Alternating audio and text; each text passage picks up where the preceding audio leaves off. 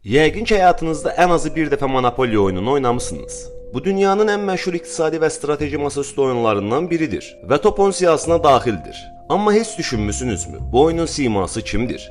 Tanış olun, bu Monopoly oyununun maskotu zəngin dayı Pennybacks'tir. Onun obrazı real bir insandan ilham alaraq yaradılmışdır. Bu insan John Pierre Port Morgan'dır və ya sadəcə JP Morgan. Bəs kimdir bu Morgan? Bir bankçıdır yoxsa dünya iqtisadiyyatını idarə edən kölgə figur? Həqiqətən Titanic'i o mu batırıb? Adını eşitmişik, ancaq şəklini belə görməmişik. Bəs bu qədər gücü o necə əldə etdi? Bütün dünya böhran içində olanda o milyonlar qazanırdı. Nəyi fərqli edirdi? Bugün bunlar haqqında danışacağıq.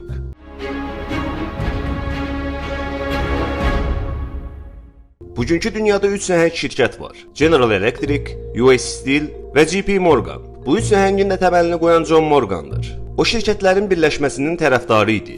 Morgan istədiyinə nail olmaq üçün çirkin metodlardan istifadə etməkdən çəkinmirdi. O maraq göstərdiyi sahələrdə təsir gücünü artırmaq üçün daim çalışırdı. Ona Amerika maliyyəsinin gizli rəhbəri də deyirlər. Bəziləri isə onu daha böyük oyunçuların, məsələn John Rockefeller'in sadəcə bir piyada fiquru olduğunu hesab edirlər.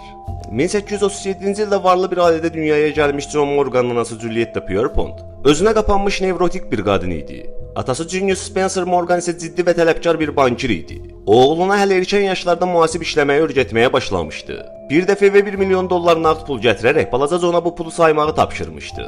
Məqsədi oğlunu böyük pullarla işləməyə alışdırmaq idi. Morganın uşaqlığı haqqında müxtəlif fikirlər var. Onlardan biri deyir ki, o çox qapalı uşaq idi. Ünsiyyət qurduğu yeganə canlı sarı kanareyka adlı bir quş idi. Morganın qohumları arasında da bir çox tanınmış şəxslər var.